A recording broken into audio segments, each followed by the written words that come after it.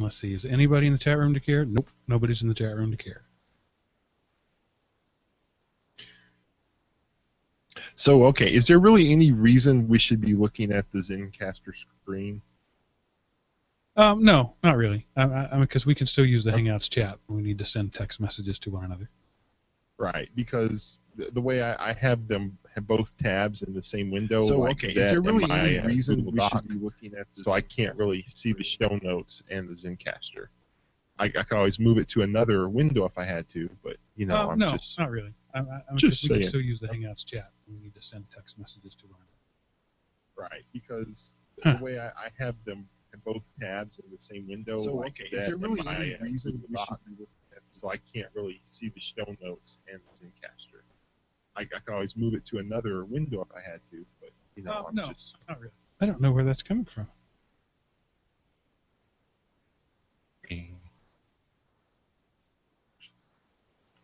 right, because Huh. the way I have them both tabs in the same window. So, like okay, is that there really in my, so I can't. If I muted my speaker for Zencastr, then I wouldn't be able to hear you, right? That's correct. Okay. Well, yeah.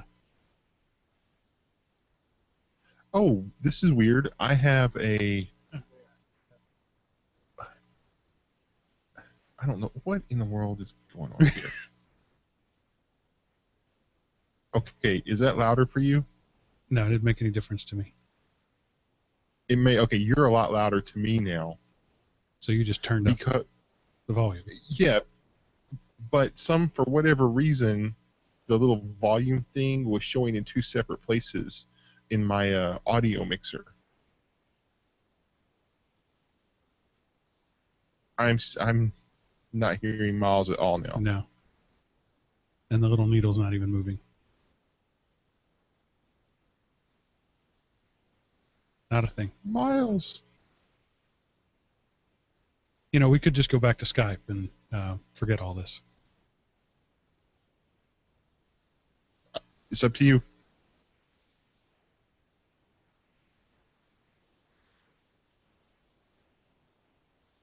Every time I try to make something easier, I make it harder. There's a rule somewhere. Every shortcut is really a long cut. Right. Well, you know, it was all short until somebody made, or it was all long until somebody made it short.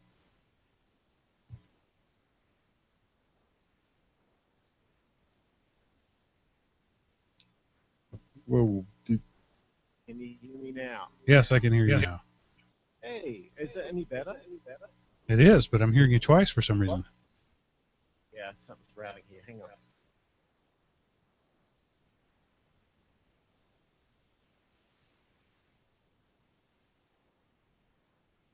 Yeah, I can already tell the audio quality is not as good as Skype.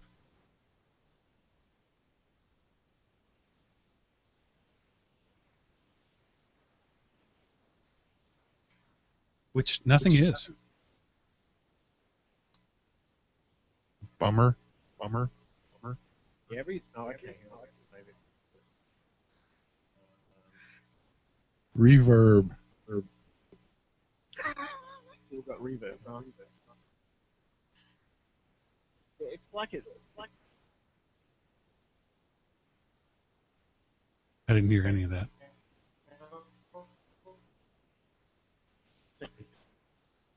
Okay, I'm calling it. We're going back to Skype. This is not working. Because I can't hear you at all. Okay.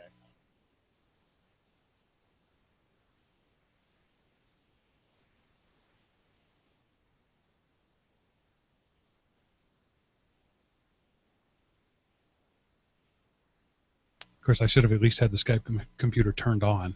That would have been a good thing.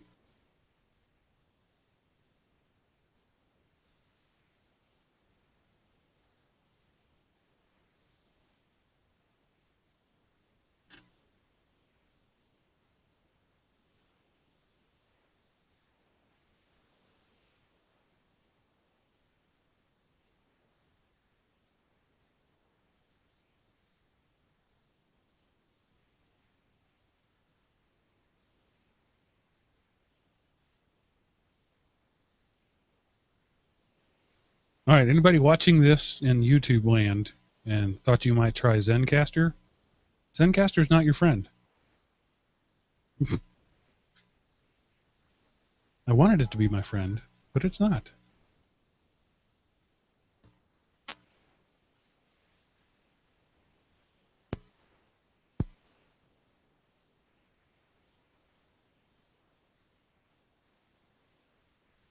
All right, then bear with me. I'm just trying to get Skype going here. All right. Are you bandwidth constrained, Miles? No, not really. Not really. Because I'm hearing a pretty poor audio quality, but I'm showing 30 plus megabits down on me right now, so I don't know where it's coming from. Yeah, my Skype is refusing to come up on my desktop too. I'm gonna do it again. Hold on, I'll be right back.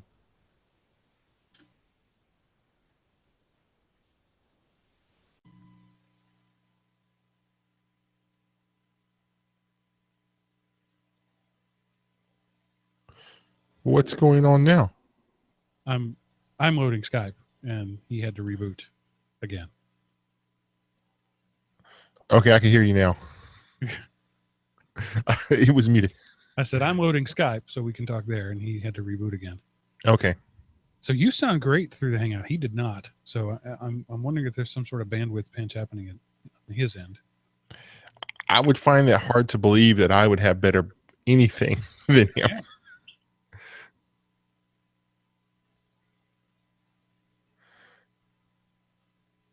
But as you can see, my bandwidth is pretty solid right now. Oh, wow. You are poo-pooer. Well, I pay for 100, so the fact that I'm only getting 30 means that there's a lot of Netflix and Roku going on right now. Right. You didn't shut them down? No, I just prioritize mine. I've got a wide enough pipe that I can pretty much be okay. Yeah. Let them share 1K and actually, what I had to do, particularly because of Netflix and to a lesser extent Amazon Video, Netflix will just suck down whatever bandwidth can get, and my Roku is plugged into a gigabit port, so it would just saturate even my pretty big pipe. It would just saturate it. And so what I had to do was put a maximum cap. Nobody can get more than 10 megabits anywhere except my computers, which I have uncapped. And that made all the difference. 10 megabits is plenty for even 4K video. So right. It's not a thing. But that's finally what did it, because I wrestled with it for a good long while until I finally figured out that would be the way to go. Yeah. I might have to I don't know. I don't want to really have to go through the thing of setting up a big gateway device at my house, but I might have to with our renters there. Well, our loafers, our freeloaders, I should say. They're not paying their rent. No. We are broadcasting just, for future libel purposes. Oh. But this won't be on the, like it won't be in the podcast, though. No, but it is going to be on YouTube. Oh, yeah. Well, then, okay. Just on the off chance, I will.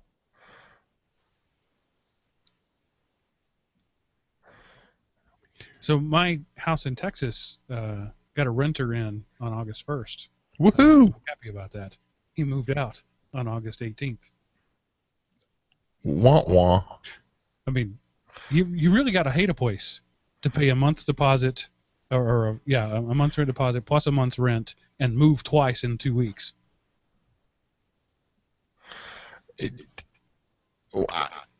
I don't know what to do about that. I mean, maybe it was outside the house's control. Financial aid fell through, or daddy's credit card got declined or something.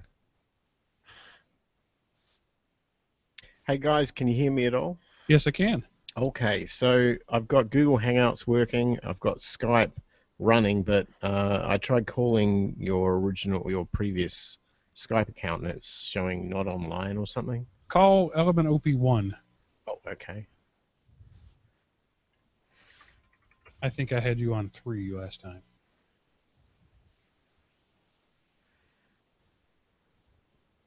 Let's see. Okay. And you sound a lot better, Miles, by the way. So there you go. Well, I can maybe. hear you. Yeah, that's good to hear. I'm only on Hangouts right now, which is weird.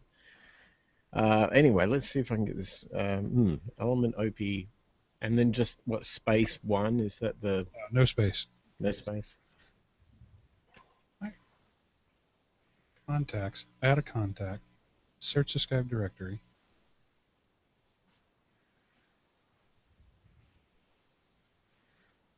What the what? Oh, it's not showing up. Let me see. Contacts. Here we go.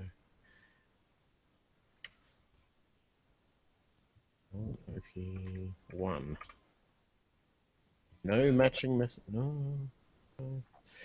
Okay, I got the old one. Do you want to just send me? Do you have my Skype thing there? You can just call me or patch me in or something. It's just I have them on different inputs.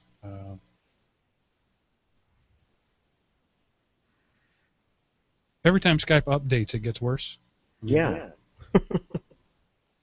Notice that. Oh, cool, Echo. You heard an echo? When Miles talked.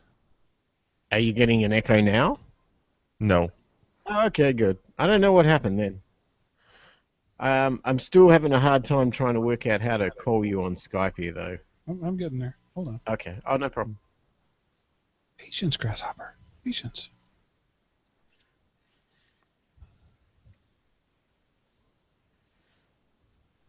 Should be calling you now. Oh, there we go. Hello. That's better. Okay. I am getting a little feedback, but so let me.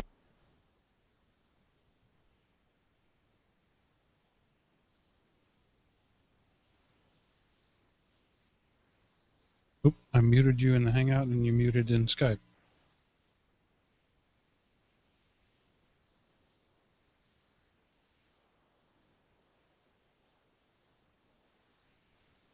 Okay, make sure that you have audio routed out to Skype.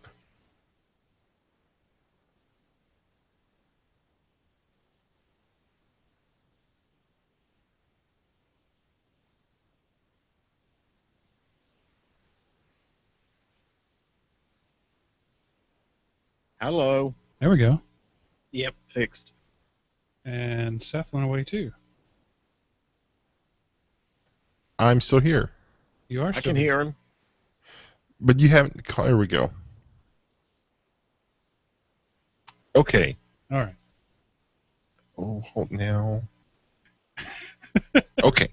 All right. I've muted Google Hangout and I am here. All right. So now we have independent volume controls. Everything's back in my control like I like it, because I am a control freak. Do you know how to turn all the audio off on Hangout so I only hear the Skype audio? Again, we usually do that with the mixer, or you could probably just mute that whole browser window. Yeah. Damn, Max. Hang on. I mean, I could. Block camera mic. No. Oh, manage media settings. Look at that. Okay, camera. Yeah. Microphone.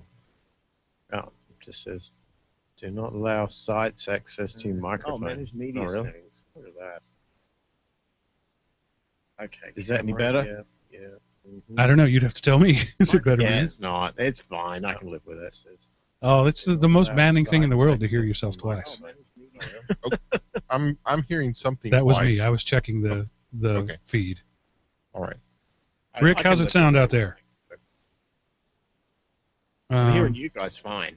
You just hearing you twice? Yeah, but I can live with that. You say that, but you know, an hour and 35 minutes into our 4-hour show, you know, you're going to feel differently. Not bad. That's the best we can get, Rick? A not bad? Really? I'm a seasoned professional. I should be able to do better than not bad. Yeah. Okay.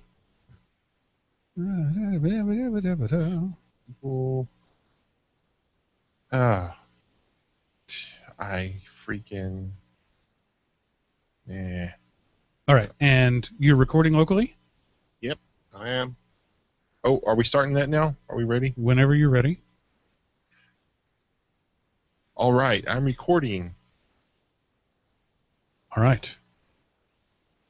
So, I have a friend at work, starts every sentence with so, and it's amazing how catching that is. We find everybody starts sentences with so, it's ridiculous, but it's one of those affectations that everybody seems to get, and I catch myself doing it. You just walk into a room and so, the other day it's just, I don't know, it's like a yawn in a movie theater. It's catching. Okay, so we're here now. Everybody's recording locally. Yes. Yes. Everybody's Yes. on Skype. Yes. Everybody's Yes. on the Hangout. Yes. And then at the Everybody end, was Kung Fu Oh, sorry. and then at the end, you'll Dropbox or some other way deliver me your audio files. Yep, no problem there. Okay. Okay. Nothing left to do now but do a show. 1, 2, 3.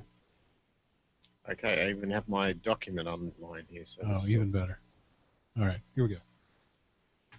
Hello, everyone, and welcome to the Geek Rant, episode 249. I Hear You Knockin', recorded August 21st, 2016, and brought to you by Element Opie Productions, elementopie.com. Welcome back, ladies and gentlemen, to the only show on the internet where geeks rant, the Geek Rant podcast. I am your host, Mark, the Sultan of the Soapbox Cockerel, and joining me this week, as always, no, not really, as once before, is your friend and mine, Seth the Gooey Kid Anderson, and newcomer / old guy, Miles, we need a name yet, Wakeham. Hey, guys.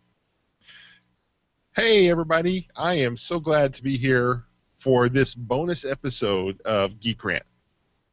And I have absolutely no idea what I'm supposed to say at this point here. So I'll just say I'm here to rant. All right. Yeah, so we told you last week we wouldn't be recording this week because Chris was going to be out with family obligations, and Seth was supposed to be flying out for work, but apparently that didn't happen. Yes, my travel plans got pushed back 1 week, but then also extended 1 week. So this week I was supposed to be leaving for 2 weeks, but next week I'm leaving for 3, maybe. I don't know yet, and then what comes after that is a greater mystery still. And if you're confused, imagine how I feel. You know, if you're a single man living, that kind of life, it's kind of fun. But if I told my wife and daughters, "Hey, I'm leaving sometime and I'll be back sometime," it wouldn't work for me. Right. And here I am thinking you're flying on Delta. No, it's work related. What happened? The company that I'm working for a contracting company, temp/contracting company, and their client put everything on hold while they redid their scheduling.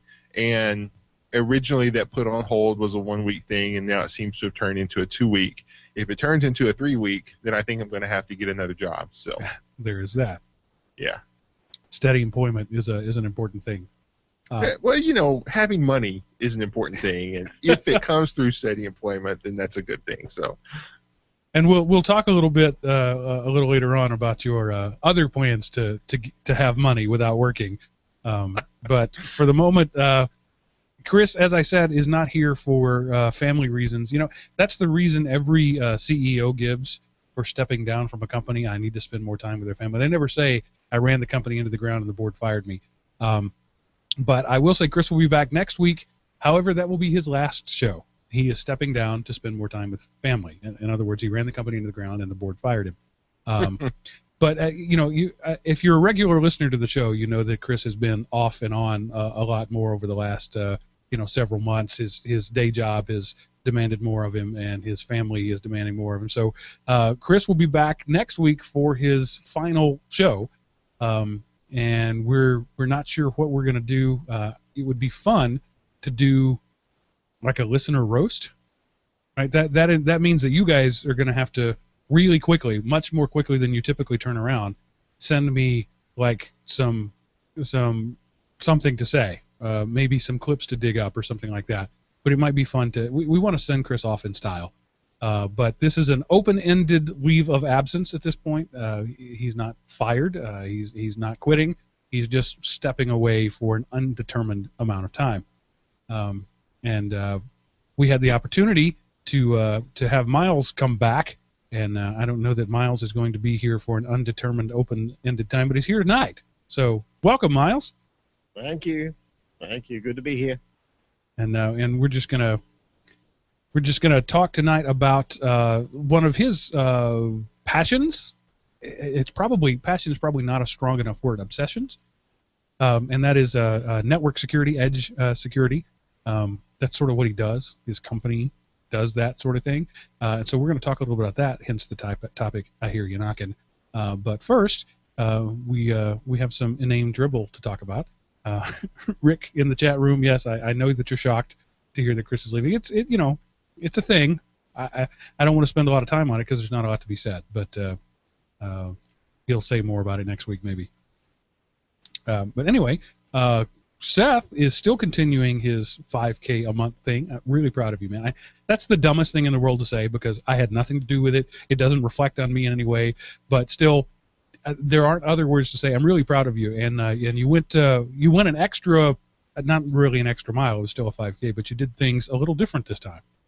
Yeah. So, I was looking because I wasn't supposed to be here next week. I was like, okay, I got to find something for this past weekend. And so there was one, it was in Lake Grapevine, which is like almost 100 miles from my house. And so I had to wake up at 4, and me getting up at 4 o'clock on a Saturday, you don't understand the level of commitment that involves. But so I get there at about 6:30 so I can do the late check-in and stuff, only to find out it's been rain delayed for an hour. So then I go sit in my car, come back at 8, there was a little bit of lightning, so it was delayed till 10. So I had to get up at 4 o'clock for a 10 a.m. trail run, and I thought, okay, about 40 minutes because that's what I do a 5K in. No, I barely finished under an hour because trail runs are freaking hard, especially after a rain in a mud-soaked course. So, but yeah, so it was actually kind of fun because, it was just kind of running through the woods. And, when they're doing the trail thing, the ladies up there saying, okay, be sure and stay to the middle of the trail. If you get on either side of them, that's where it gets really soggy and fall off. So, the first 1/10 of a mile maybe is you're running up the road to the turnoff to go on the trail. And I get in the trail, and I'm like, it's like a freaking rabbit trail. It's like, my foot is as wide as this trail, wider in some places. And so I can't keep to the middle. But, and then there was this one climb, and you ran through some little streams that had kind of, they were rain swollen, so they kind of came up past my ankles. But it was fun. It was very tiring, and my legs, I mean, when I run on concrete, because I'm a very fat man, it hurts like my knees and legs. But so this was cool because that wasn't running on concrete, but like my quads are killing me. So yay, running. Woohoo. Next thing you know, you'll be doing Spartan races.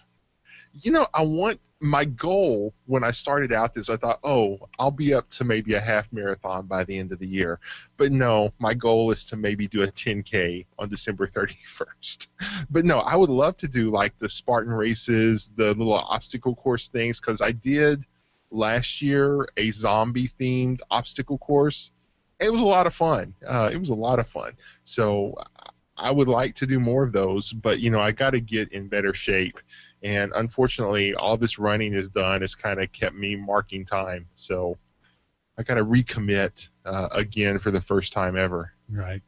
So, hey, Seth, is it really hot where you're running? Actually, this weekend it hasn't been because Texas has apparently been transported to the middle of a rainforest. But it rained like literally every day this last week, and the high yesterday was, I think it got up to 90, and typically it's about 100. So it really wasn't this week, but I do my training runs during the week. Those are very hot. I usually try to run at like 11 or 12, so it's not quite as hot, but I'm still soaked through with sweat. I was as wet running in the rain almost as I get running in the humidity and being sweat soaked. So typically, but this past weekend, no, it wasn't. All right. I've been watching the Olympics a lot. Tonight, probably right about now, the closing ceremonies are going on of the Olympics. And I love the Olympics. I will watch things in the Olympics that I wouldn't watch any other time just because it's the Olympics. Because Right. I think it's the rarity of it that does it. It's every 4 years or every 2 if you count the alternate summer and winter. But really, I always enjoy watching the best in the world do whatever they do. I really don't enjoy the game of golf at all, but I like watching pro golf. I like watching Tiger Woods golf, and because it's nice to watch the best in the world do whatever they do. Curling, the most boring sport in the world. I watch it when it's on the Olympics. So I found myself watching the men's 5,000 meter, which is a 5K. And a reasonably healthy person does a 5K in 30 minutes. These guys are doing it in 13 minutes. And not even looking like they're struggling. They're just kind of for most of it, and then it's like the last 400 meters where they really kick it in. And it's just kind of an amazing thing. To hear you talk about doing a 5K, and your times have been 30, 40 minutes, 45, whatever, and these guys are doing it in 15 minutes. On the commentators will talk about what a slow race it was. 15 minutes. Right. Yeah, no, I was, the way they had this course, the 5Kers did their course, the 10Kers did this one 5K and then came to the 5K course. And so, I've got maybe a mile or so left, and here comes the first 10Ker. And, I have to kind of pull over. It's not really the right word, but you kind of get off the trail for a little bit. I seriously considered tripping him and going, oops. So it's that made me run. When he passed me, I was like, okay, I got to run for a little bit now. But I just, I would like to finish the 5K before the 10Kers finish the 10K. Right. But at least I got there before the awards ceremony for the 5K, so minor victory.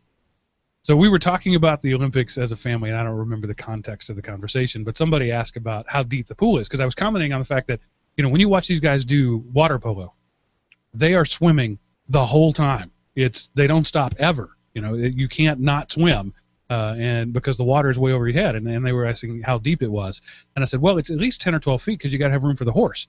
And it was just a dad joke. Dads make corny jokes, right? And this was maybe the first week that we hadn't actually had any water polo on. So yesterday, I was in the living room watching water polo. And my oldest daughter, my oldest 13 now, all right? She'll be 14 in like 6 weeks. So there's no excuse for this, frankly. She comes down and sits beside me and says, what you watching? I said, water polo. Where are the horses? Ooh. And I was like, what are you talking about? And you said, you told me that there are horses. I said, I don't remember that, but yeah, that sounds like something I would say. But she took her dad at her word that they must be on horses when they're playing water polo. But in case you're wondering, the Rio pool is 4 meters deep, and the reason that they like deeper pools is that it makes them faster because the turbulence has more room to spread out, so the swimmers aren't swimming through their own waves. Because I Googled how deep is the Rio pool because I want to know, and it took me off on this whole big article about what makes a swimming pool fast. And I had commented to my wife earlier that, like in the London Olympics, I remember they were all wearing these skin suits, these full body shark skin suits. And Rick says he said your daughter should talk to my daughter. Did you know the word gullible is not in the dictionary? Yeah, I could totally do that with my daughter. Anyway, I noticed that this time they don't have the skin suits anymore. And so I looked that up, and those were banned after the 2008 Olympics because they felt that it made people too fast. I think that's kind of dumb. If a suit can make you faster, wear the dang suit, and just make sure everybody gets a suit. But anyway. And then there were still swimming records set this Olympics. Right. What's her name? Katie Ledecky. Yeah, she's like half dolphin or something, apparently. She's the Usain Bolt of the pool. I love watching Usain Bolt. There was a great meme. I search for it on Facebook. You can see it. It's like, wow, that's a really close race. And then the shot pulls out, and there's Usain Bolt like 15 feet ahead of everybody else as they cross the finish line. Oh no, my mistake. Bolt was in it. Because it's just this really tight group of people really struggling for second place, and then like a second ahead is him in first place. This guy, he should just be banned from just give him all gold medals from now on. You win. He's that good. And Katie Ledecky is like that in the pool. And see, these are words. I didn't know Katie Ledecky before 2 weeks ago. Now I'm talking like I know something. That's because I watched 25 or 30 minutes cumulatively of her. Isn't Usain Bolt retiring at the end of this Olympics? That's what he said. He said he's going to run his last race. And that's what Phelps said too. Yeah. Again. But I don't think in 4 years that Usain Bolt would be the favorite to win. Right. It would be interesting and make for great drama. Can he at this age, beat people? But you could tell on the 200. He was struggling. He didn't, used to when he ran, it was just like, I'm done. And it was like he was like struggling and huffing and puffing at the end of it. I mean, he still won by a wide margin, but he had to work for that margin. Poor washed-up guy of 30 years old. Yeah. For a sprinter, that's old. Right. Yeah, there was the guy who won the 50-meter freestyle swimming, and he won his second gold medal, and the first gold medal was in that same race in the Beijing Olympics. Not Beijing, no. It was 12 years ago, so it was 4 Olympics ago. He won the only 2 medals he's ever won at 15 and again at 37, or something, however those numbers add up. Right. But it was 16 years apart. It's kind of amazing. Yeah. All right, enough about the Olympics. I say enough about the Olympics, but I've been, as I've told you before, I'm a cord cutter now, and in the last month, the first month that we moved into this new house and I cut the cord was also my kids' last month of summer break. So I'm on Comcast now, and I'm metered, and I have a 1 terabyte limit, and 1 terabyte is pretty generous, honestly. But when you've got 3 kids and and the mom, and there's 3 or 4 things streaming constantly, we got really close to that limit at the end of the month. We were over 850. And I was really worried that we were going to go over it. This month, for the last 17 days, we've only watched the TiVo, which, over the air. The Olympics, literally, that's the only thing that's been on at our house. And that's all we've watched. And because it's one of those cool things that we just love to watch the pomp and circumstance. And frankly, I wish the announcers wouldn't do the packaging. They think that's all there is to it, right? The only reason you watch is because you hear the story about the orphan kid from Botswana. Frankly, I just like watching the best in the world do what they do. And I've been a big volleyball fan all my life. I mean, Karch Karai, who's the coach now of the women's volleyball, I remember him in the 80s being... St. John Smith, right? Yeah, Smythe. Yeah, being the most... they were just amazing. I loved to watch them way back. And that was when you could turn on television on Saturday afternoon and watch just regular beach volleyball, not Olympic. I'm a huge volleyball fan. And I've been really frustrated with the fact that they will take 15 minutes away to talk about a swimmer who lied while there's a game going on and say, all right, now let's get you back to the action, and then show you the last match point. And that frustrates me. But I think that NBC thinks that's the only reason people watch. And maybe they're right. Unfortunately, they probably are. All right. Yeah. Let's talk about movies first. The X-Men, I'm guessing you're talking about the Age of Apocalypse or whatever that one is. Yeah. Yeah, it's made its way to the dollar theater, which is now, weirdly enough, like $1.71. Why wouldn't you just make it either $1.75 or $2? Because it was like price for whatever $1.71. I thought, oh, okay, with taxes or whatever, that's going to be $2. But no, it was $1.71. I got back 29 cents, and I'm like, why? Why would you do that? But anyway, so I really enjoyed it. It was, I think, and there were a couple of lines in there where they were obviously making fun of the franchise, because it's set in the late 70s, early 80s, and so they go one scene of them is coming out of the movie theater, Return of the Jedi, and they were talking about which one was better, Star Wars, Empire Strikes Back. You know, Empire Strikes Back was the best. You couldn't have it without the groundwork laid in the first one, as somebody else says, but we can all agree the third one was the worst. And so, obviously, a reference to the X-Men 3, The Last Stand. And Yes. but it was a really good movie. I was impressed with how good it was. Very enjoyable. It's on my list. I'll see it because it's X-Men and I have to, but it's probably going to come in a red envelope for me. Yeah, and I also realize I am too old to drink an entire large soda before the movie starts, and because I was like, I'm not going to make it. I was like, come on with the slow part before the fight starts. And then so I couldn't even run to the bathroom, which was like on the other side of the theater. I had to like kind of slow walk. And so, yeah, I'm getting old, man. I used to could drink sodas after sodas and hold it for hours, but not anymore. Yeah. There's a website, I think it's a phone app too, called Run Pee, that will tell you when there are good times to run and pee. A man is not a camel. I acted like I was when I was younger. I mean, I used to go all night and pee for 20 minutes in the morning, but not anymore. It's a thing with getting older. And we're not going to spend a lot of time on it, but a couple of weeks ago we spent a lot of time talking about CoinCE, the website, the Ponzi scheme that we told you was probably going away soon. Yeah, it looks like they're folding up their door. They've decided they no longer want micro investors. You got to have $500 to throw at it, and they promise you 180% return in 10 days. Yeah, that's sustainable. Yeah, and as I go in, and so me and Mark both were already up. So if we don't get any money out, we haven't lost anything. But I'm trying to do those last couple of withdrawals to maximize the amount of money I can take out of there. And like they promise withdrawals within 48 hours. Well, it had been like 51 or so.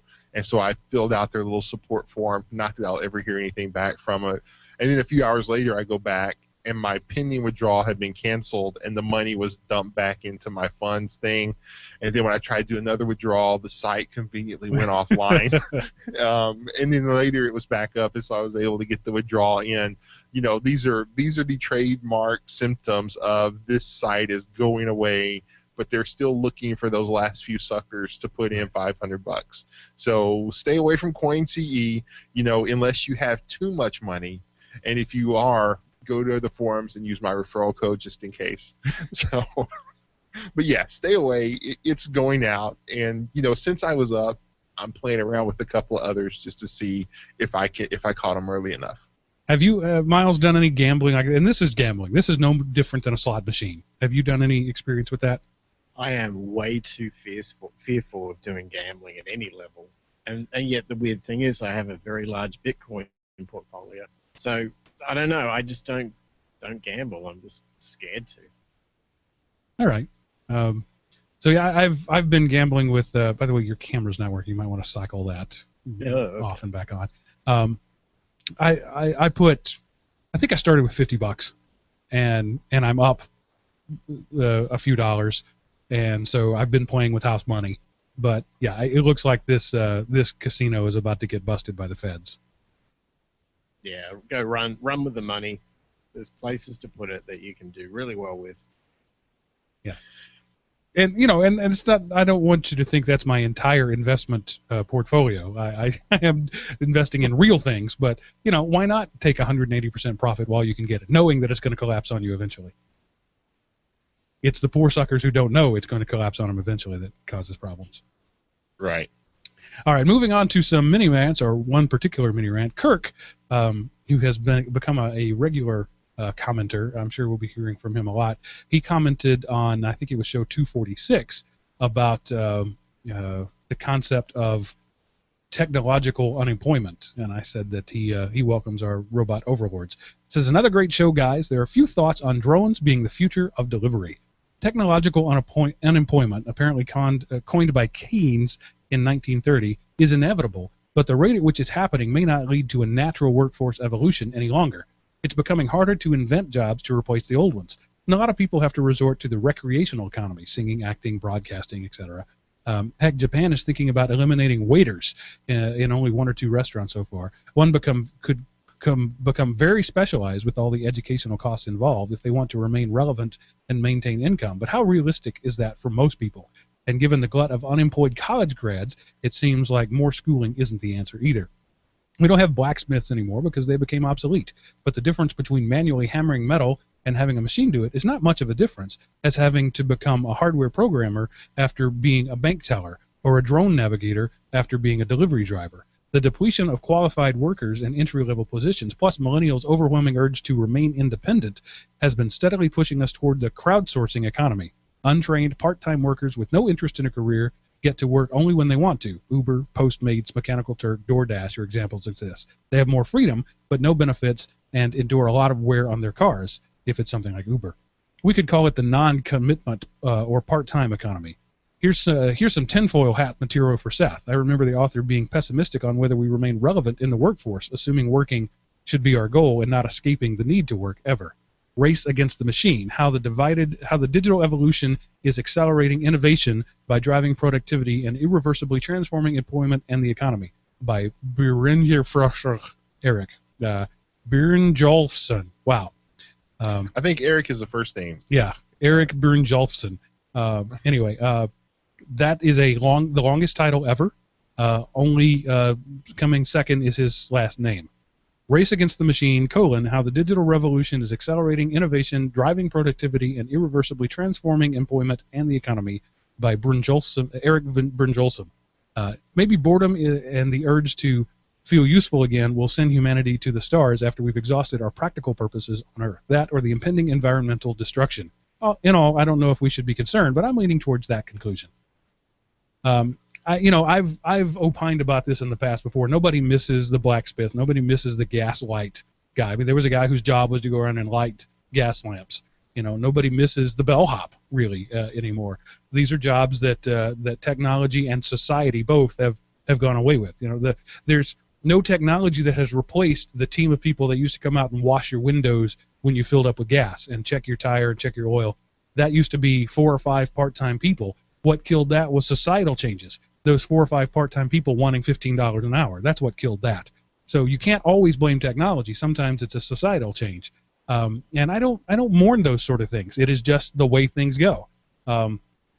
However, I am in a field where I'm probably going to be pretty much safe for the rest of my career.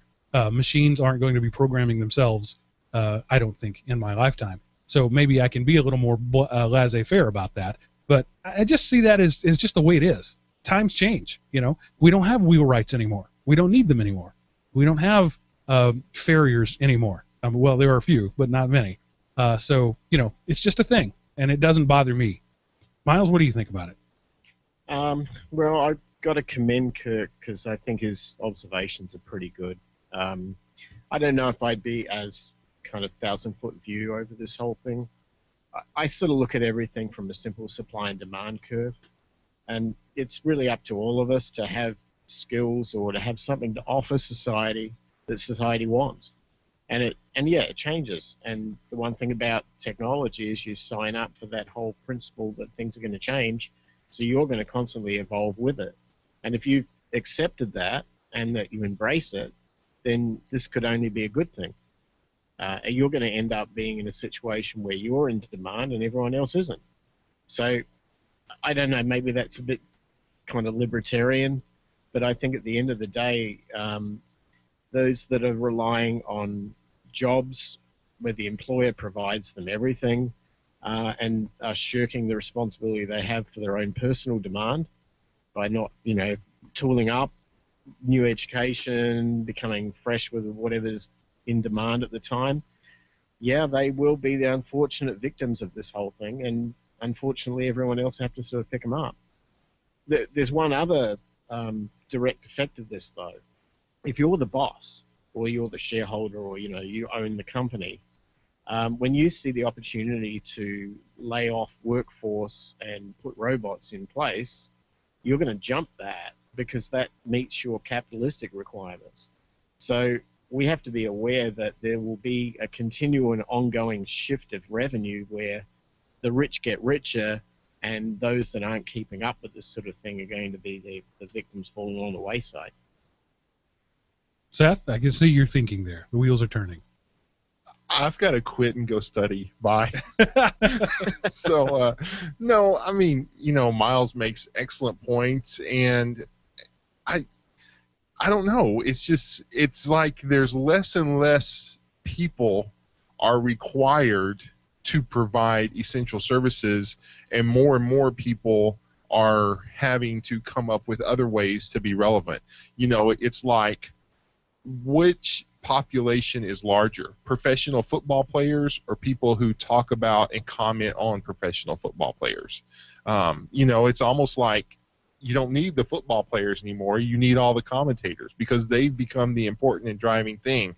And, you don't need technicians anymore, because the hardware's better and the software's better, so they don't break as much. So therefore, the skills it takes a larger pool of them to provide somebody income, so there's less room for less technicians who are the future developers and programmers. So I don't know, times they are changing, and I would hate to have been born a century before where I had to really work all the time, but at the same time, a century before I'd been able to do the same thing all my life. And here in technology, you really can't do the same thing, because what I learned 15 years ago wouldn't employ anybody in the technology field these days. But interesting your point about football.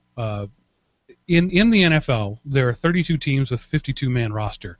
So a little quick math there, about 1,650 NFL players at any one point in time ever. That's the max you can have. But it's a multi-billion-dollar industry. So it's not that the importance of the single employee, in this case the NFL player, doesn't necessarily have anything to do with the amount that can be made in that business. I was reading a Popular Science article written in like 1957. I wasn't reading it in 57. It was written in 57. And one of the things that it was said, one of the lines I remember was, by the year 2000, technological advances will improve to the point where men will only need to work 20 hours a week. And, anybody who's a professional now considers, a 40-hour week a part-time job, and that's one of the things I hear. If you talk about having put in your 40 hours a week and it's time to go home, you're not a real professional. You're working a MIC job. And 40 hours a week, no real professional works 40 hours in a week anymore. That's just not the way it goes. And if you're complaining about your 40-hour week, you're part of the problem. Now stepping off my soapbox there, if we did the amount of work that a businessman did in 1950, we'd work 15-hour weeks. We'd work 10-hour weeks. It's not that the technology hasn't fulfilled its promise. It's that because it has, we've demanded more. Now we have these force multipliers of technology. Think about what you can do with a $500 color laser printer and a $50 $250 Chromebook. For less than $1,000, you can displace 60 typesetters and printers from 1950. So these technology is always going to be a force multiplier. It's not a replacement. It never is. But if you're one of the guys who doesn't get multiplied, you see it as a displacement. But it never is. It's always a multiplier. It makes somebody better at what they do. It makes that welding rivets on the line at Ford for 16 hours a day.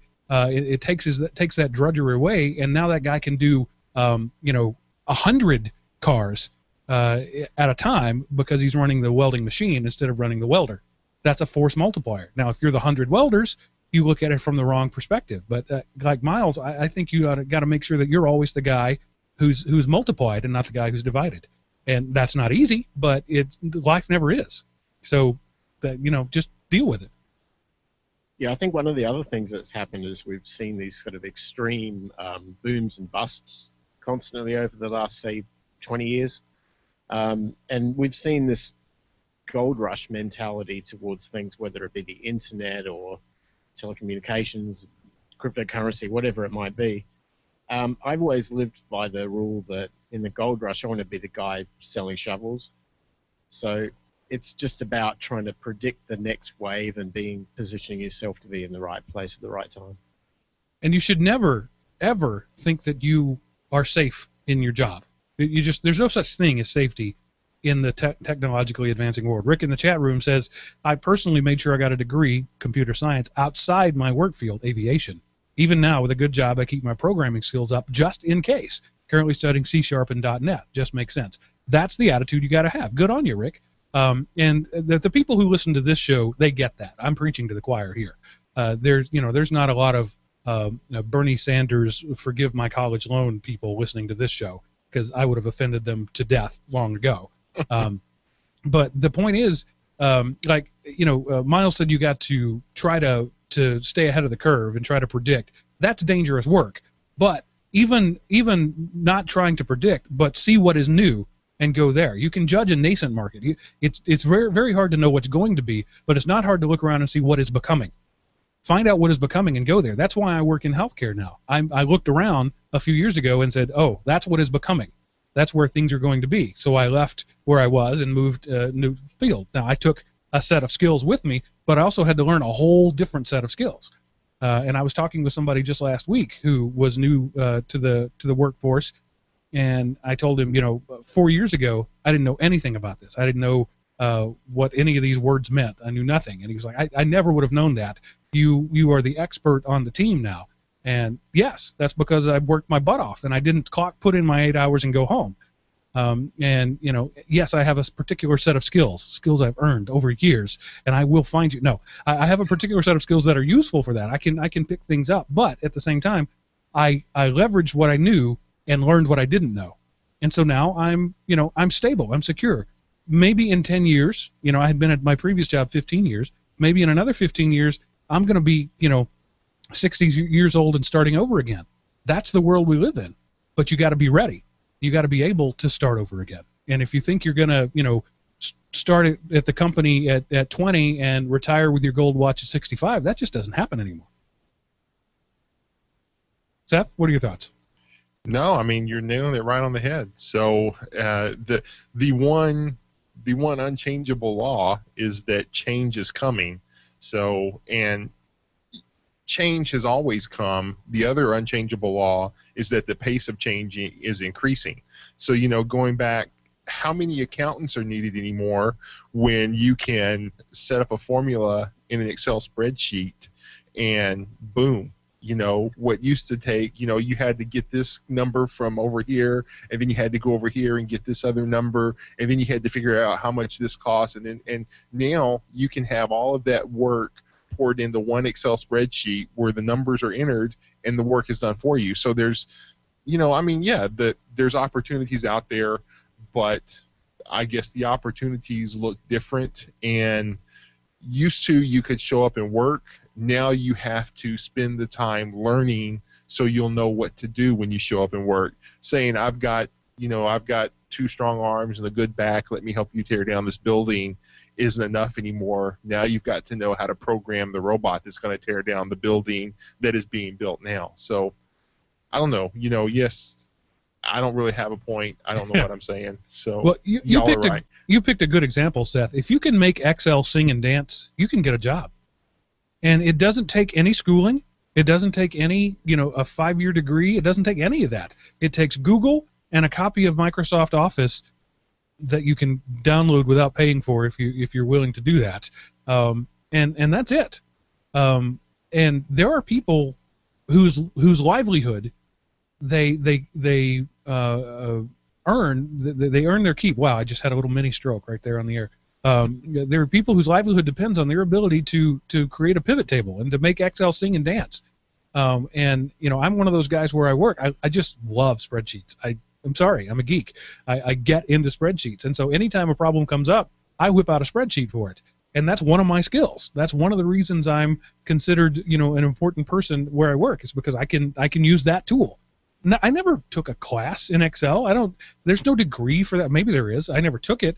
It's Google and time, and sweat equity. And anybody can make themselves indispensable in one thing. They just got to find out what that thing is and spend a lot of time doing it. Yeah. Well, I didn't expect that email to go in that direction, but kind of cool. Glad it did.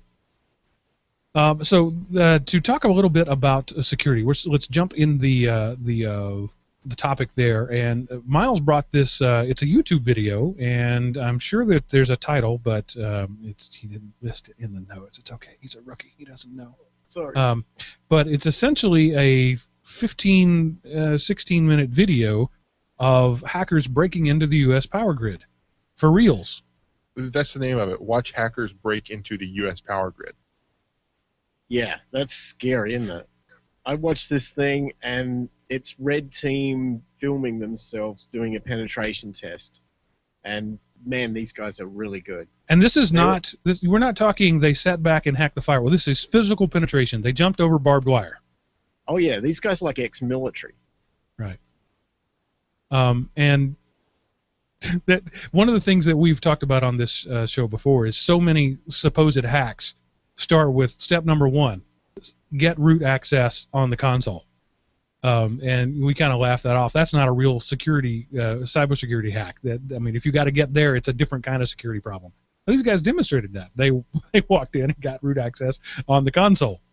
And so let's use that as a jump-off point of security. So Miles is a security pro. I'm not. Seth is not. And you listening are not either. So I want to take this into what does the regular guy need to know about security? Not change your passwords and not don't click on things sent to you, but what's the middle ground between worrying about the power grid? Because you and I can't do anything about the power grid, other than elect better people. And in that case, election, even we have to hire. I don't even know if election could do anything there. Regulation. This is private industry, most of it. So, but what we do have, I'm sad to say, people listening to this show, some of you educated, intelligent people, still have a Wi-Fi access point out there somewhere where the login is admin. You can admit it. We're among friends here. It's true. But aside from those little things, what does a regular guy need to know about security? Not just in your house, but in your data somewhere else, like Dropbox, things like that. So that open-ended question, Miles, go. Well, there's 2 parts to security. Let's assume you're on the defending side. So the first part is that you've got perimeter level security, where anything from the outside you don't want to allow in unless you know it's coming and you know what to expect. And that's where a firewall plays in a role, right? So it blocks all malicious traffic, unknown traffic. You only allow certain ports. You only allow certain access, that sort of thing. Let me stop you real quick. And okay. what you said there seems elementary, but it took us 30 years to get there. When all this technology was invented, it was a blacklist-only method. Everything comes in except the things that we don't want in. And it wasn't until the mid-'90s that we flipped that to a whitelist model. So this is not an age-old problem. And some of the smartest people in the world, when they got together, we talked about it many times, that you're focusing on does it work, not is it secure. So we have an infrastructure that was built with security as an afterthought. And so we're now trying to go back and lock down things that were never designed to be secure. All right, continue, please. The obvious firewall metaphor would be like a castle walls with a couple of guys guarding the main door, the main gate where everyone comes in. So there's some form of scrutiny as to what comes into the castle. But the assumption is that nobody's scaling the walls and that the walls don't have cracks and that there isn't, tunnels underneath that allow people in. So let's assume that our home network has one single point of entry in what we would normally call ingress. So this is where stuff comes in. The problem is most people don't even test that gate. They don't test that firewall. They don't assume the firewall has got default passwords. They think they've got it under control. They shouldn't. There are tools out there that are free and open source that they can use to effectively attack their firewall and see if anything has opened up a gate they don't know about. Nmap's a great example of that. Just a simple port scan. And at the end of the day, if you do it from outside and you port scan your home, you'll see what the rest of the world sees. And probably 50% of the time you get a bit of a shock because you're like, oh, I didn't realize this was open. Yeah, you installed TeamViewer on a computer, and that happens. Don't do that. So stuff like that. And it's just, we're in this constant world of wanting simplicity. We want convenience. And so we put all these things on our computers and we don't realize what we open up. It's also important to realize that firewalls are a two-way street. There's data coming in that we want to block. Unfortunately, we don't block data going out. So anything that is on the inside of the castle and we want to go out to it is usually Teflon coated, right? No one blocks outgoing. We only block incoming. So then you go back in time and you look at history and you see the story of the Trojan horse. You see that something that was allowed in has now deposited itself in the castle and is now at the 3 in the morning when everyone else is asleep. It's out there. It's opening the gate and it's letting all their friends in. Yeah. So let me interject here for just a second. The firewall blocking outbound traffic. Like I said, we didn't start doing firewalls until like 95, 96. They didn't become standard. Like Windows XP firewall wasn't turned on until 2005, 2006, somewhere around there. So we're talking a decade, right? And the XP, for example, the XP firewall, and still in Windows today, allows everything out. The concept of blocking internal traffic didn't come to the enterprise until post 2000. It's a relatively recent thing. Somebody thought, oh, let's do that. Enterprise firewalls didn't have the ability to block outbound traffic. It just wasn't built in. Most home firewalls today, it's not there. It's not a feature. If you bought something, some blue box something or whatever, even if it's a good one, there's a good chance there is no capacity for blocking outbound traffic. And that's where we're talking about the Trojan horse thing. At this point, the wetware is the weakest point because they're almost all attacks now are spear phishing or phishing attacks, where you get the user to do the thing that you want, the Trojan horse. All right, continue on. Well, you're exactly right. And the problem is that we're in this world where we constantly want to invite more things into the castle, and the biggest 3 letters behind that is IoT. Every single thing that we buy from a retail hardware store, that it's a smart electric switch or a light switch or this for the sprinklers or whatever it might be, is potentially a Trojan horse reaching out beyond our firewall and talking to the outside world and letting all their friends in. And we are trusting the manufacturers to do the right thing and not do that sort of thing, and we know how that ends up. So now, here's a really interesting story I saw recently. It was about a guy, or I believe a company in New York, that have found out weaknesses in printers. Now, we all probably have laser printers or inkjet printers or all-in-one printers or something like that in our home. Well, they're actually little computers. And in them, they have CPUs and they have RAM and they have some form of storage. And at the end of the day, they're all vulnerable because nobody ever attempted to secure their HP LaserJet printer. So what happens is that these guys have been able to target these devices and implant dormant malware inside those devices. And this is the particular story I was looking at was more sort of a corporate kind of almost Cold War spy sort of story. But what was happening was the software on these printers were often in offices. And the common thing these days in offices is that everyone has voice over IP. Nobody uses the old traditional plain old telephone system lines because they're not cost effective. So if you think about voice over IP, everybody's desk has a phone on it. And what is that phone? It's a little computer with RAM and storage and a processor and SIP traffic, and that's your phone. Well, it also happens to be a microphone, because even though when you pick up the handset and talk into it, you also have a hands-free option on there with a speaker.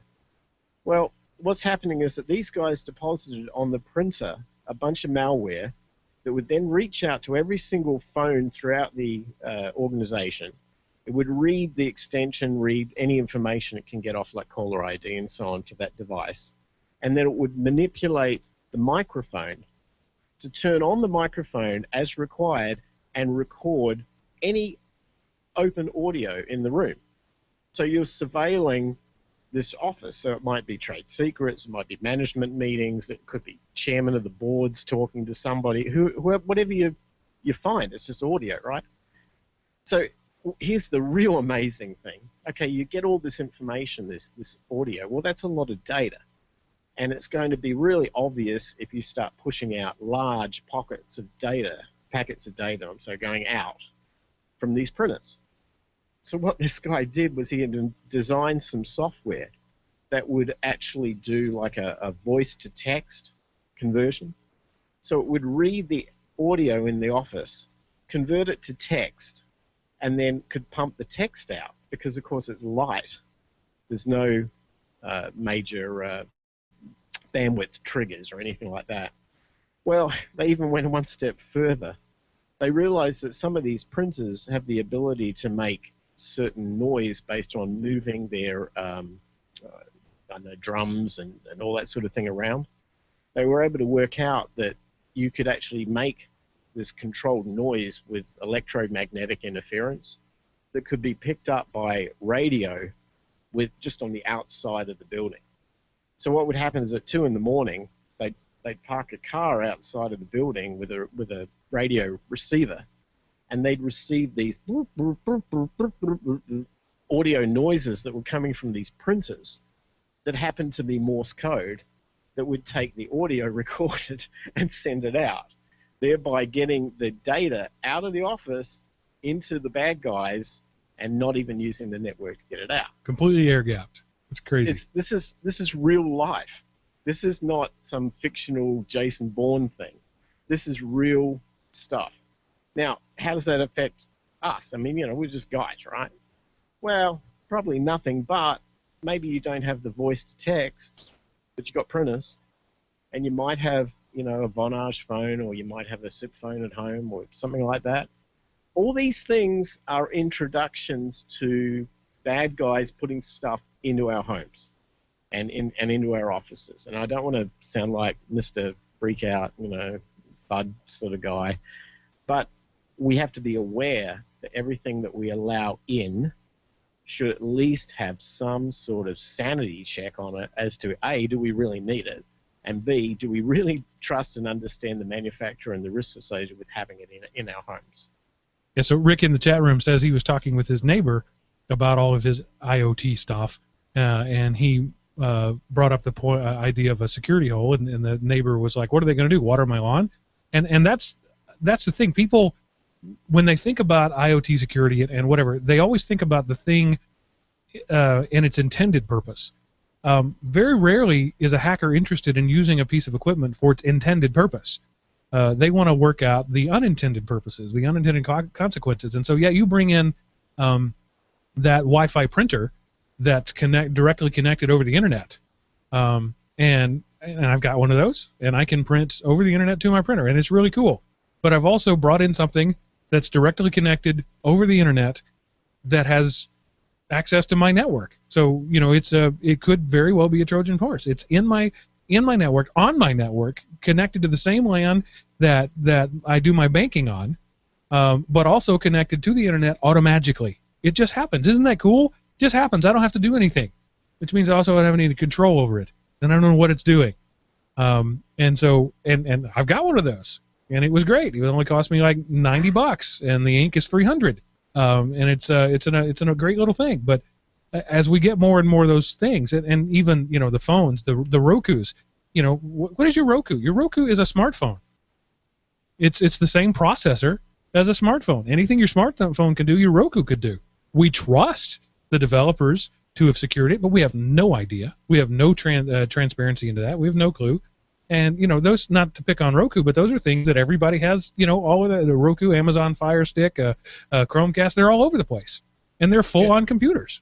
And we talked about the Samsung story with the smart TVs, where they literally recorded every word you said and sent it over the web to Samsung, where they would then modify and they would hash it to see, oh, was he asking for service or not? But how hard would it be for an Internet of Things to intercept or copy that transmission and, honey, what's our bank password?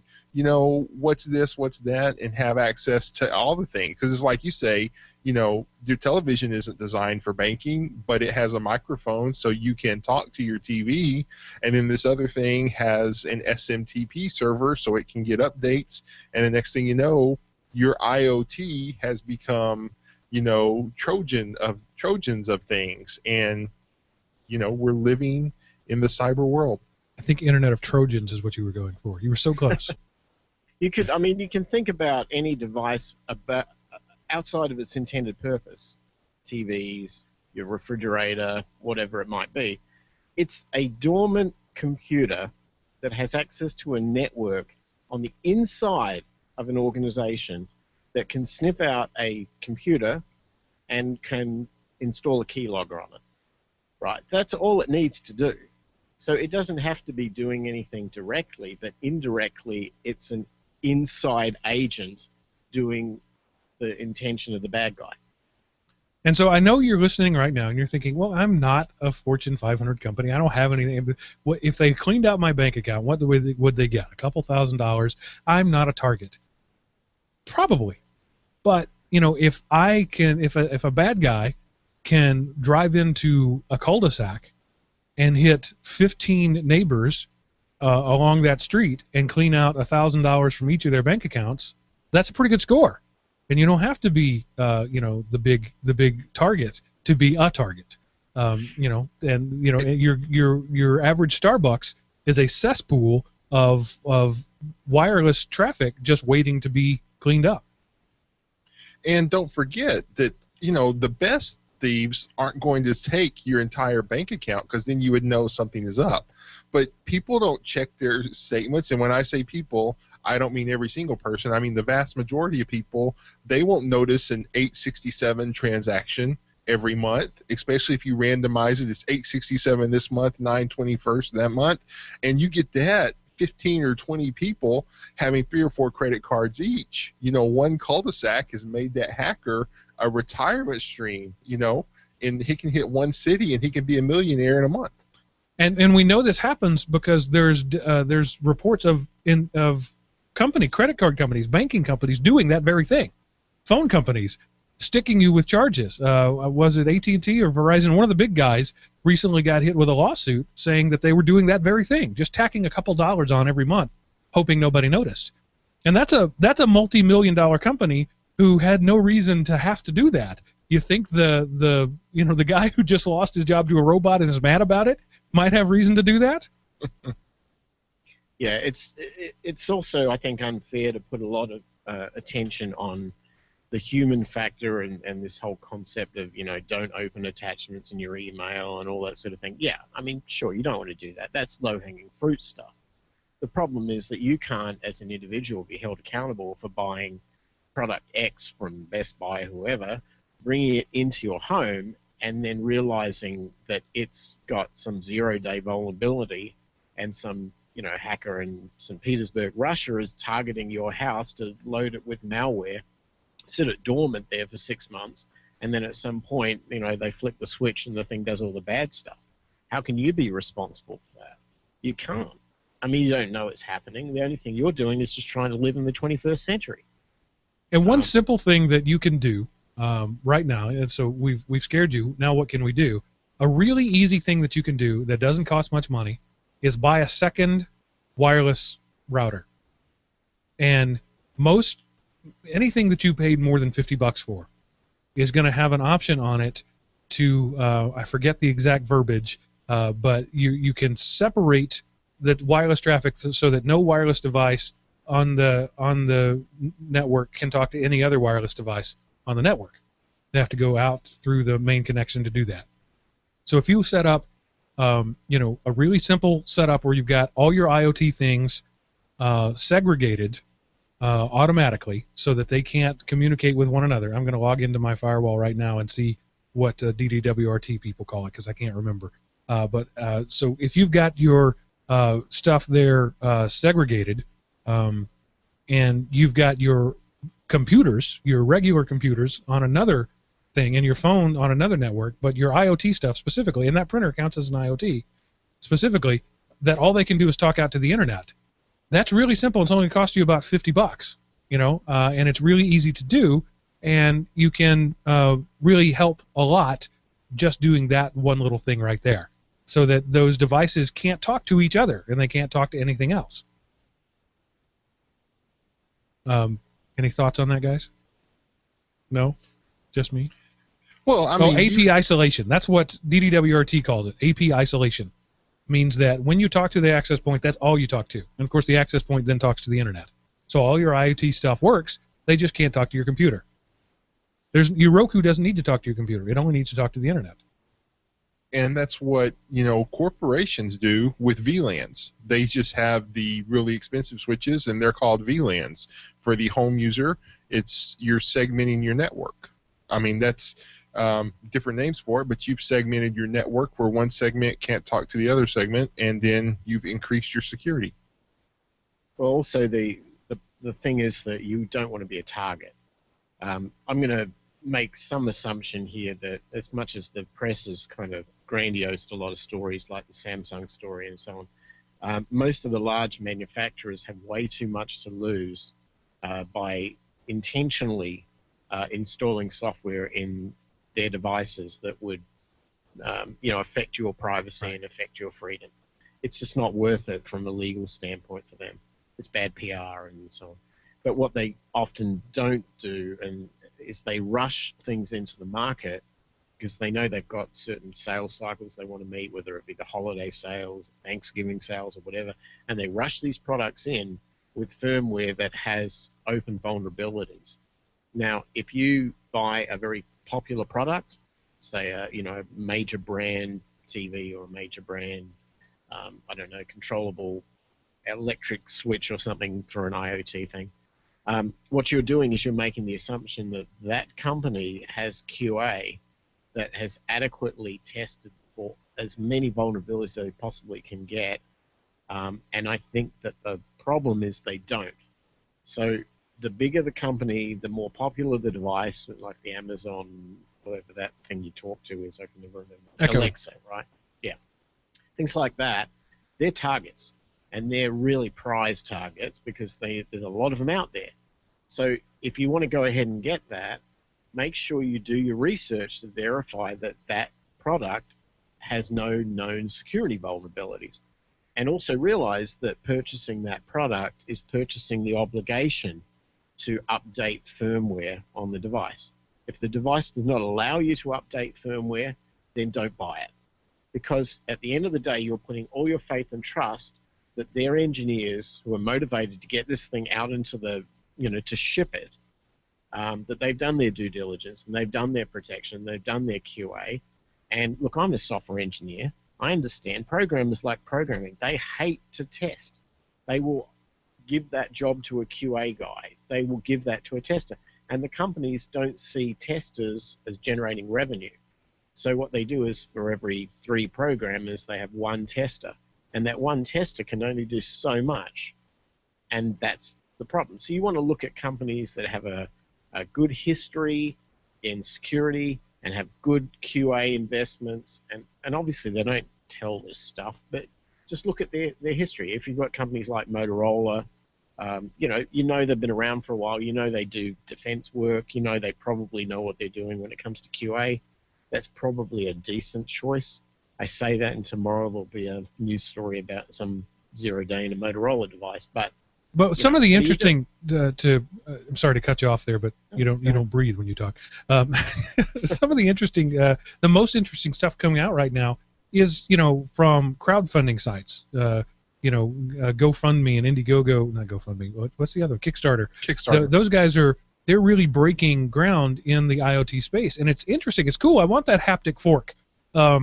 But at the same time, these are guys who know nothing about manufacturing. They know nothing about QA, and you're helping them learn these things, but you're also probably going to get a product that does it work, not is it safe. So, and it's one of those things. It's hard to walk the bleeding edge and be secure. Those two things really don't go well together. and this audience is a bleeding edge kind of audience, but they're also a security minded audience. So it's difficult to live on both sides of that fence. That's very true. I don't really know if there is a simple answer to this. I think we just have to be extremely diligent about what we allow into our homes. Well, and you said the D word. I don't want to be diligent because I want to watch Netflix. I want to Facebook. I want to be able to 2 hours before I get home, I want to log into my Nest thermostat and make the house 27 degrees by the time I get there. I don't really care if it's secure. I care if it saves me 5 seconds. And how dare you claim I have a responsibility in all of this? What? You mean I have personal responsibility for my own world? No. But the scary thing is so much of this stuff is beyond our control. We're putting our faith in other people every day of the week. We've said that many times. The cloud does not mean secure. The cloud just means your stuff's on somebody else's computer. And you have to decide whether you trust that somebody else. Yeah, the cloud is robust. Yeah.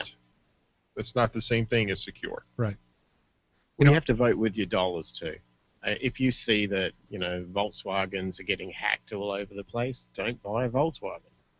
I mean, I'm not specifically singling them out because there's been so many others, but we've got a big problem here. I live in Arizona, and we've had massive problems with Jeeps getting stolen in the thousands because there was a flaw in their in certain models onboard locking systems.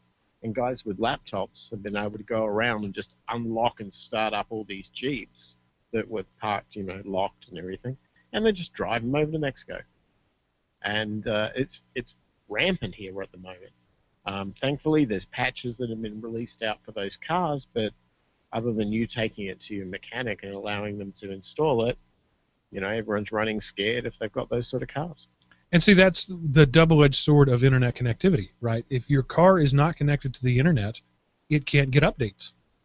But also, if your car is not connected to the internet, it's less likely to be an attack surface.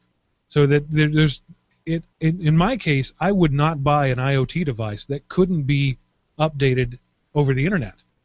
But by very definition of the fact that it can be updated over the internet, it means it can be attacked over the internet.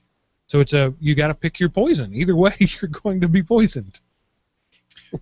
Or if you have something that has the capability to be updated over the internet, you need to have some way to block that yourself. So that way, if you hear there's a thing, you can then connect it and do it. But if you don't want to drive around like that all the time. So. Yeah, that seems reasonable. Yeah, but there we are talking reasonable. Yeah. So that's not, and we've talked about it on this show before. The managers are pressuring the engineers. Does this work? Does this work? Make it work. Make it work. Make it work. And then 2 days before release, is there any problems? And if you say yes, you'll be gone before the product hits the door. And so people aren't going to say anything because the pressure is to get the product out the door, not to get the secure product out the door. And we want something now. We don't care if it works. We're the reason that mentality exists. So we as a culture and companies as individuals do this all the time. We don't want to vote. We don't want to wait to see, is this secure? Okay, let's buy this one as a society. We want the first thing that comes out, and then by the time this other company gets a secure one, nobody's going to buy it because everybody bought the insecure one, and they're not going to own 2 of them because that's a waste of money. So let me circle around to the conversation we had before with your caller who brought in that email about looking for jobs. Right. Cybersecurity is a really good place to go and learn, guys. Yeah, absolutely. And really it's a nascent field, right? You're not having to predict. It's there. It exists. There are resources. And if you can become an expert now, you can set your career. People are going to There's need a lot of big money in this. If we still had the Linux Academy as a sponsor, this is the perfect spot for an ad. It is. But since they're not paying me, they're dead to me. Linux who? What? No. Um, that. So let's flip this around. You have done your due diligence, and that's all you can do. Nobody can be 100% safe, but you can do your due diligence in your own home. What can you do around and so you can't do anything. You've done what you can do in your house. You can't do anything at your bank. You just can't, other than change your bank, right? You can't do anything at your employer. You just can't. If your employer has bad security policies and their bank gets hacked and you don't get paid, there's nothing you can do about that. What can you do? How can you expand your sphere of influence? Obviously, there's the friends and family plan. Everybody who listens to this show is somebody's tech support, and you can help them, secure, do their due diligence. Is that it? Do we just have to be islands in the stream, hoping that other people do their job, or is there any kind of meaningful advocacy that we can do? Wow, interesting question. I don't know. I know we geeks like to buy the first generation of anything that comes out, because that's kind of cool. We should be the ones taking on the risk of security, and maybe we should be protecting those that aren't as they don't have such a threshold of pain that they can handle that we can, and then we advise our experiences to others, and hopefully they follow on suit maybe 6 months later. I think 6 months is a pretty advanced scale. I think we're on the vanguard of we're going to be beating this drum for the rest of my life. And I don't know that we're actually going to get anywhere. What's going to happen is eventually the math is going to save us. Numbers so hard that they can't be broken, but they're not there yet. Like, IPv6 has been the law of the land for how many years now? How many of you have an IPv6 address? Nobody. So the thing is, even once the math saves us, inertia, the most powerful force in the universe is inertia. And the most powerful type of inertia is human inertia. Once we pick something, once we choose a side, that's where we go. That's why all the political problems we have today. Because I chose a side when I was 18, and I'm sticking with it. And that's going to be a problem. And I don't want to be just a harbinger of doom here, but this isn't going to get better before it gets a whole lot worse. And I'm the guy who wants the gadgets. And you just need to, I guess, be aware that when you buy a gadget, you're also buying a risk, and you're increasing your attack surface. And just be aware. I think that would help. Just make people know that printer's not just a printer. It is a computer. And in fact, it's a more powerful computer than those fancy there is no step 3 Mac machines that Jeff Goldblum sold. But it's now in a printer. And you just got to be aware of that. And I think that most people aren't aware of the fact that they're bringing in fully functional computers with a full OS and file system, and sticking it out on their desk and using it once a month to print something. I mean, that is totally true. And unfortunately, I don't know. There's the sad part to this story is there isn't the silver bullet that makes everything okay.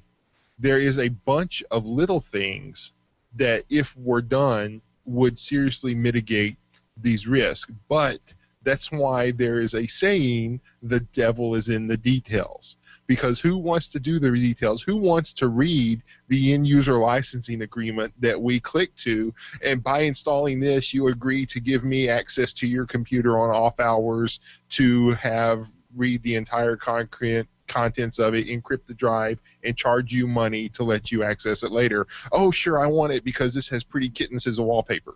And, and then the next day your computer doesn't work. Why? Because you installed this app that told you what it was going to do.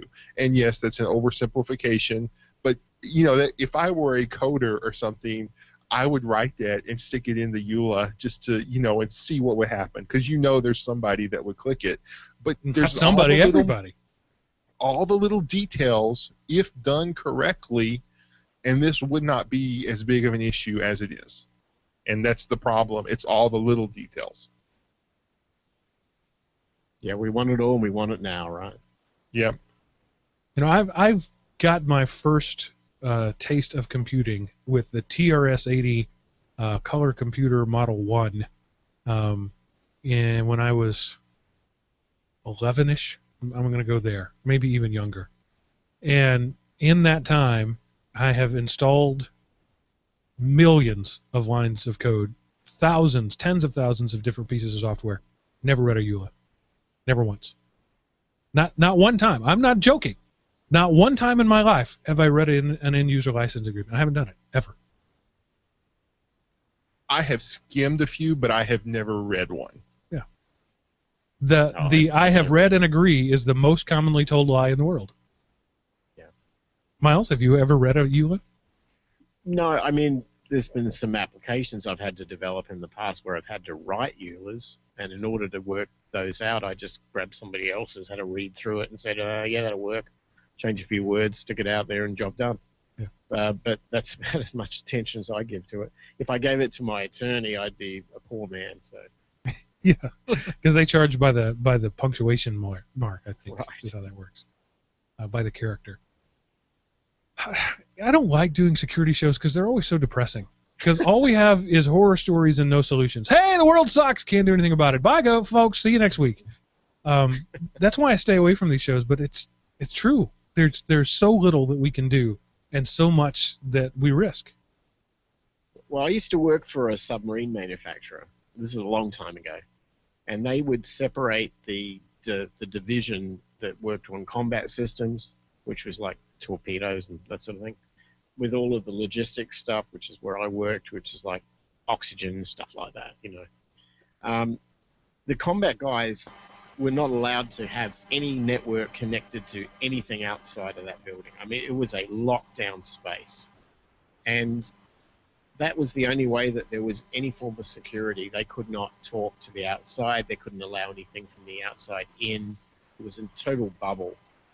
But even that isn't enough, because if you think about the whole Stuxnet thing that went on in Iran, that was a similar environment in which those centrifuge environments were not connected to anything on the outside.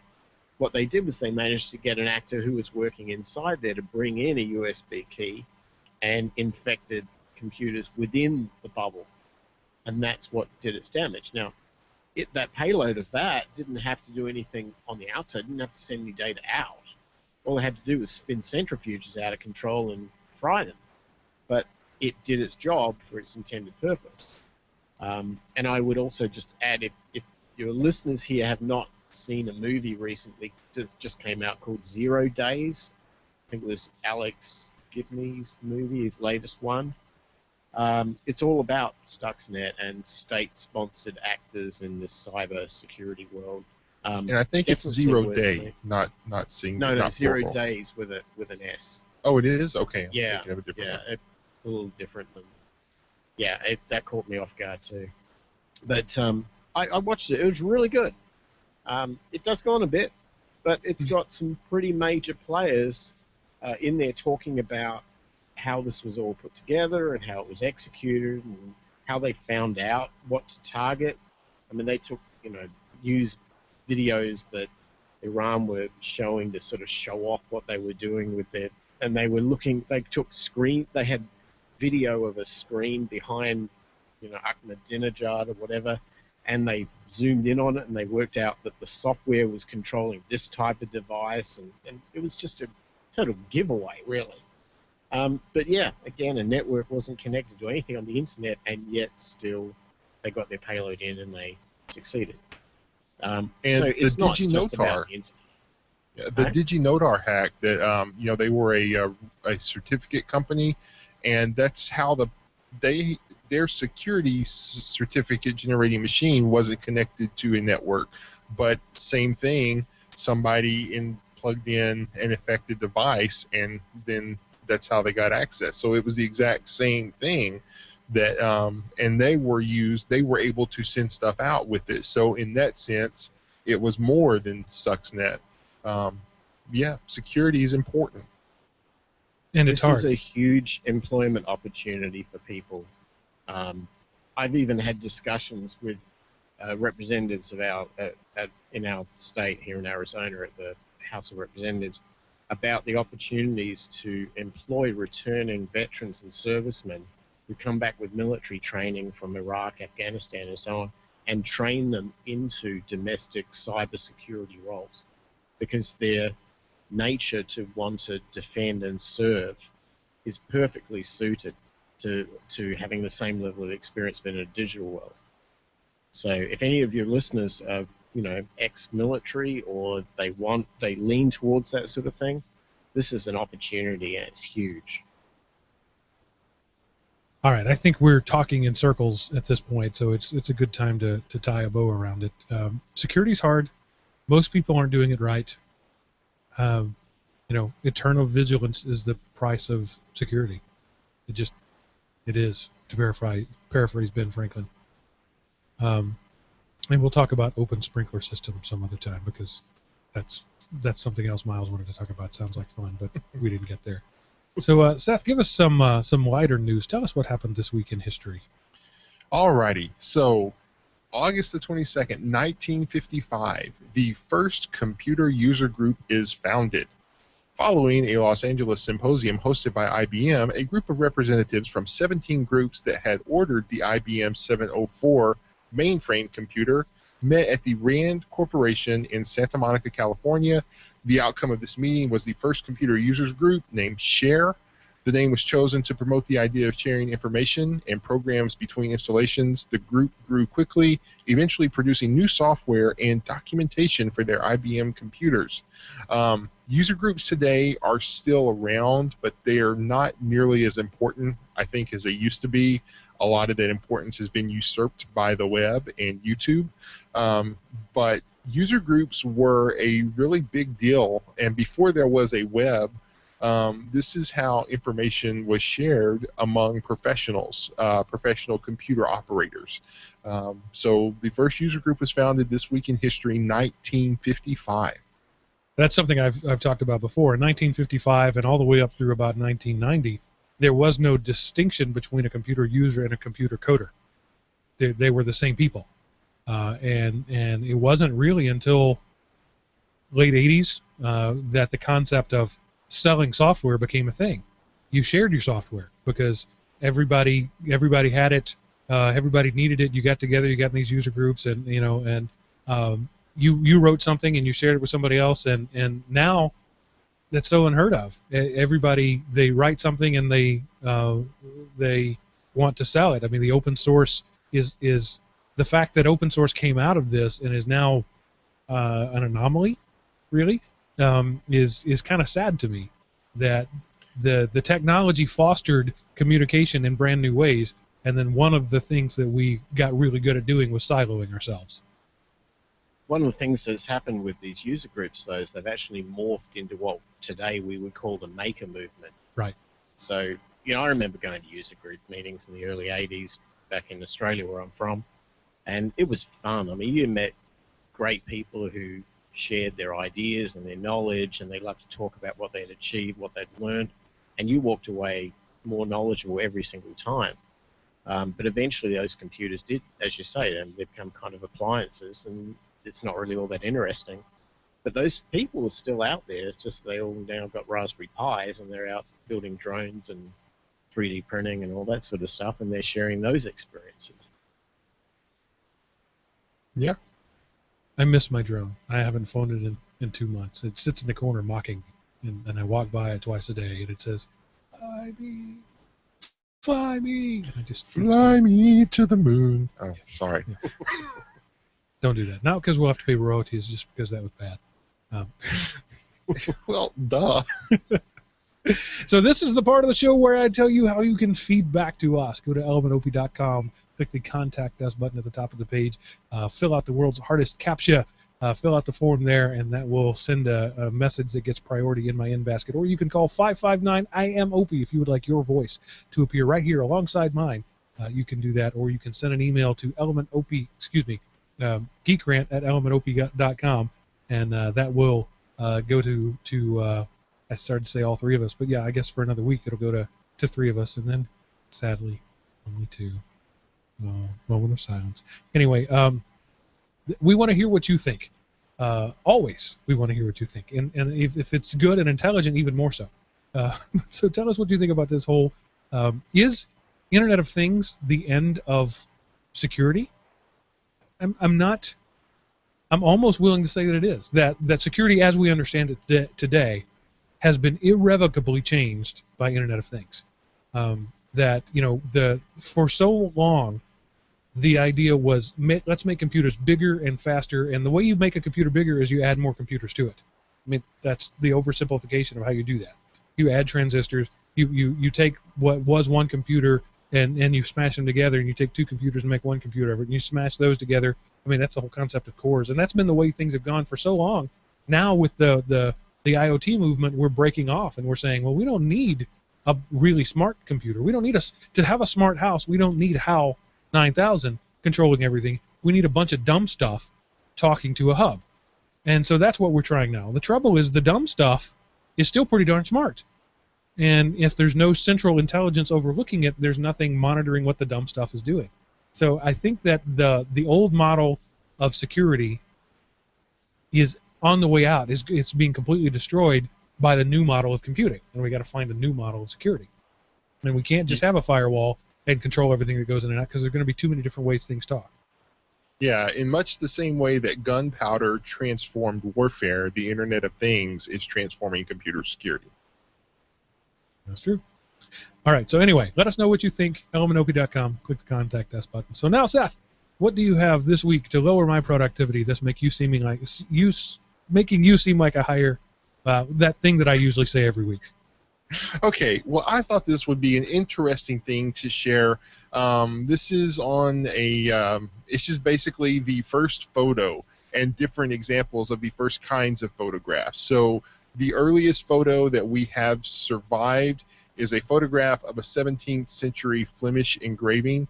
And then there's a first photo of nature with a camera.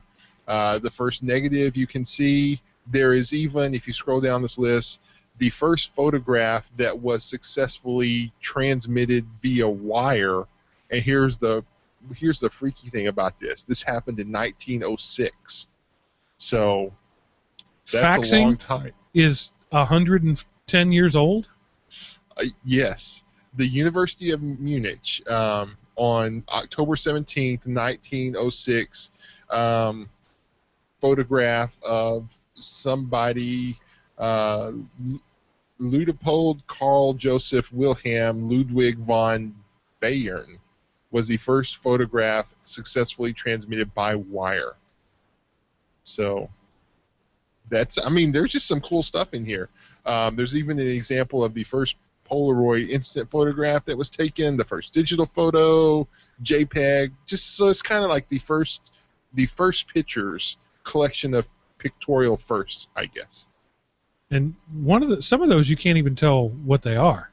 Yeah, like the first photo from nature, you can kind of see a tree and the horizon and some other trees behind it. But yeah, it's the negative. I have no idea what that negative is. First something or other, which is a precursor to actual photography, and then it's interesting. It's historical trivia that doesn't really mean anything, but it's the kind of stuff that I love finding about as I scour the web performing digital archaeology. All right, fun stuff. Well done, Seth. That's good stuff. Cool, thank you. Geeks, one of the things that defines a geek is bordering on unhealthy obsession with a certain thing. And, for the photo geeks out there, this is gold, because it's cool. I think that's all I have to say about that. So thanks for hanging out with us, Miles. Thank you for coming on and sharing your dizzying intellect with us. I got to give a quick plug for Audible. elementop.com/audible. I'm reading a book right now, i.e. listening to a book right now, called As You Wish, Inconceivable Tales from the Making of The Princess Bride. And if you are a fan of The Princess Bride, as I am, you owe it to yourself to not just read this book, but listen to it. It's narrated. It's written and narrated by Carrie Ellis. with audio from Billy Crystal and Chris Sarandon and Christopher Guest. And this, if you're not an audiobook guy and you think, I just can't do audiobooks, this is the audiobook for you. elvinopie.com/audible, As You Wish, by Carrie Elwes. Already used my free trial. Doggone it. This would have been a great one. Well, you know, there are other email addresses. Just saying. Well, yeah. Lord knows I got a lot of them. So thank you, listeners, for hanging out with us, and I appreciate your time. Rick, thank you for hanging out in the chat room. It's always nice to have a live audience of one. We do this show every Sunday night at circa 7:30 p.m. Eastern Time, and we are always live, and there is a chat room, and we appreciate it if people come and hang out with us. As I always say, if you like the show, tell other people about it. If you don't like the show, tell me about it. But we'll see you later, because that's it for this episode of the GeekRant. Toodaloo.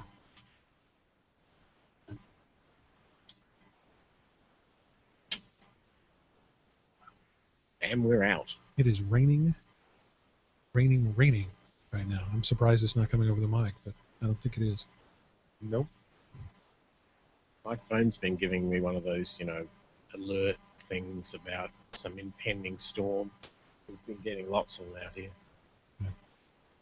All right, YouTubers, I'm cutting you off now. Thanks for hanging out with us. See you later. Bye.